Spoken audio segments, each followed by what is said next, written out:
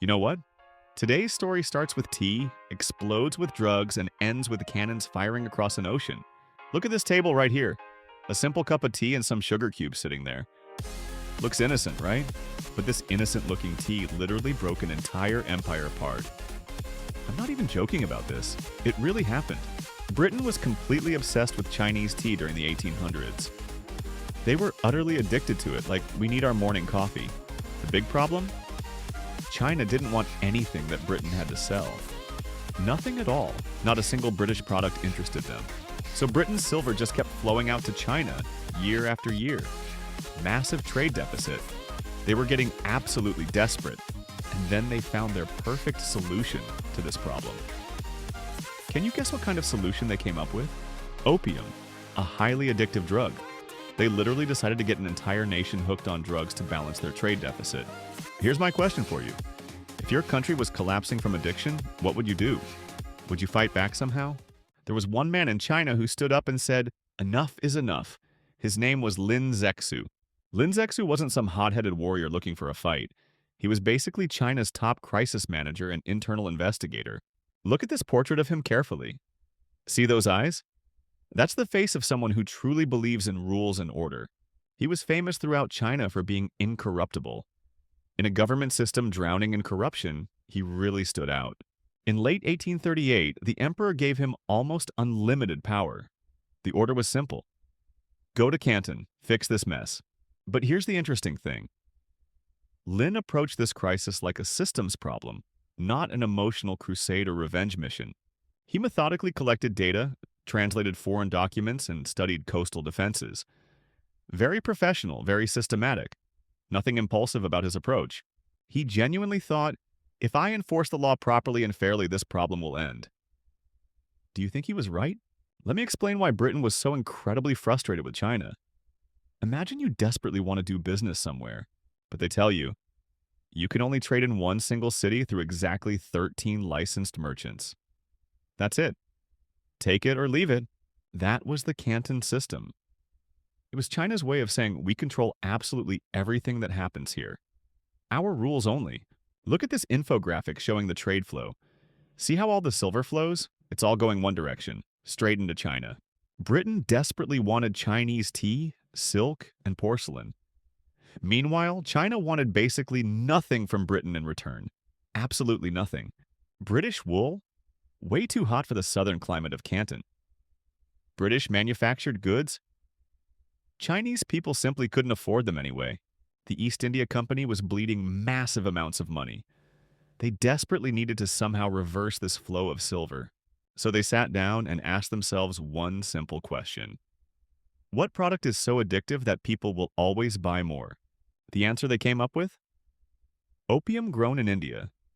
For them, it was the perfect solution to their massive trade deficit. Here's the controversial question we still debate today. Was this free trade, or was this just drug dealing? What do you honestly think? By the year 1840, China was importing 2,500 tons of opium in just one single year. Can you even imagine that amount? That's enough opium to dose 830 million people all at the same time. That was literally the entire population of China back then. Can you even imagine this scenario? Your entire country, every single province, drowning in drug addiction. That was China's actual reality.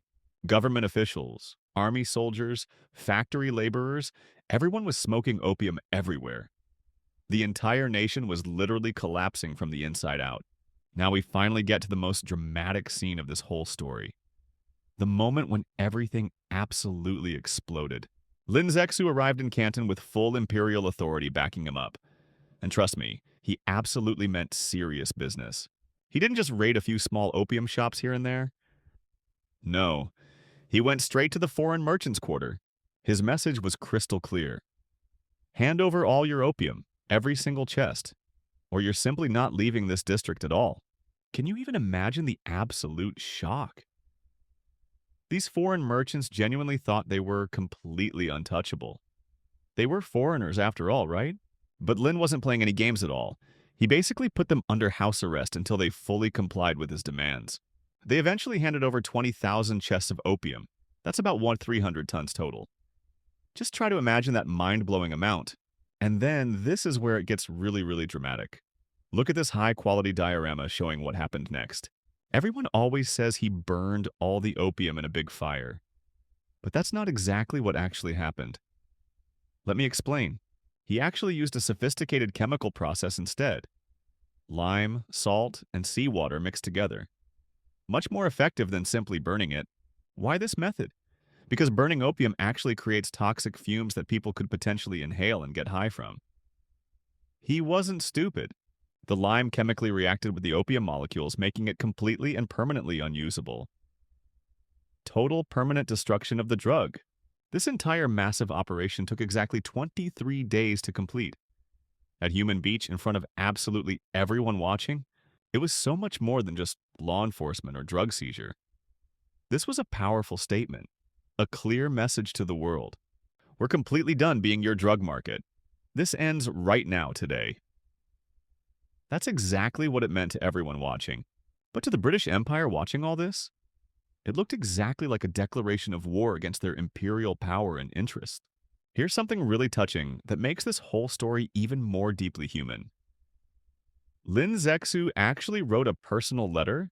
He wrote directly to Queen Victoria herself, the most powerful woman in the world, asking her one very simple moral question. Your own British laws strictly forbid opium inside Britain, so why is it okay to sell it to us Chinese people?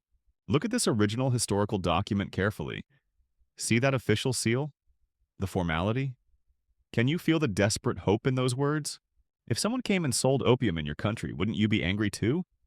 We're just like you, human beings. It's genuinely heartbreaking, isn't it? This desperate appeal to basic human decency, fairness, and moral consistency? What a moment! But here's the sad thing. We actually don't know if Queen Victoria ever really read this heartfelt letter from Lin. Whether it physically reached her desk, whether it mattered to her at all, that's still hotly debated by historians today. What we do know for certain? It became an incredibly powerful symbol in Chinese history. The desperate voice of a dying nation. Here's something absolutely fascinating that most people don't know at all. Even inside Britain, this war was incredibly controversial. Look at these actual parliamentary records from the debates. The arguments were fierce and passionate. People openly called it utterly shameful. One brave member of parliament literally stood up and said, "This is an unjust and disgraceful war. We should be ashamed." The crucial vote to actually send troops to China. It barely passed by a tiny margin. Just 9 votes. That's it. Just think about that for a second. Britain almost didn't fight this war at all. History could have been completely different. But powerful merchant lobbying, wounded national pride, and clever property rights arguments eventually won the day in Parliament. So Britain went to war with China, not because it was morally right, but simply because it was profitable for merchants. They cleverly framed it as free trade and diplomatic equality instead. Doesn't that sound so familiar even today? Think about it. Now let's talk about why China lost this war so badly and completely. It wasn't just about numbers or courage. Look at this detailed technical diagram. This incredible ship is the HMS Nemesis, the revolutionary British iron steamship, iron-plated hull that cannonballs bounced off of. 260 horsepower steam engines. It moved freely regardless of wind direction. Meanwhile, Chinese ships? Old-fashioned wooden junks, totally dependent on wind direction and strength, basically sitting ducks out there. But the real devastating game changer? Pivot-mounted cannons that could rotate freely. Let me explain why that matters so much. Chinese warships had to physically turn the entire massive vessel just to aim their fixed cannons properly. Incredibly slow and clumsy. British ships? They could freely rotate their cannons in any direction while staying perfectly in position. Absolutely devastating tactical advantage. On land, the technology gap was even worse somehow. Chinese soldiers were carrying muskets from the 1500s. Literally from that era. If it started raining during battle, their old-fashioned gunpowder got wet and completely useless. Meanwhile, British rifles worked in any weather. This is exactly where Lin Zexu's heartbreak really begins to sink in. He carefully prepared for law enforcement and drug control. But the British Empire? They came fully prepared for total war with modern weapons. He brought legal documents to a gunfight. Imagine the horror of realizing, I'm not fighting criminals anymore. I'm fighting an empire with steam engines and iron ships. The British Navy systematically moved up the Chinese coast, methodically bombarding cities one by one. Completely unstoppable force. By 1842, they had reached the strategic Yangtze River. Directly threatening Nanjing, the southern capital of the empire, China's government panicked completely. If they actually take Nanjing, the whole empire could collapse like dominoes. We're finished. So they surrendered to Britain's demands and signed what would become the first of many humiliating unequal treaties. The Treaty of Nanjing, signed in 1842. Look at this original historical document. See those official signatures at the bottom? First devastating term, Hong Kong permanently ceded to Britain. Not temporarily leased, permanently given away forever, just gone from China. Second, 5 major port cities forcibly opened to British trade and residence. The Canton System, completely shattered and destroyed forever. Third, massive war reparations. China had to actually pay Britain for the cost of invading China.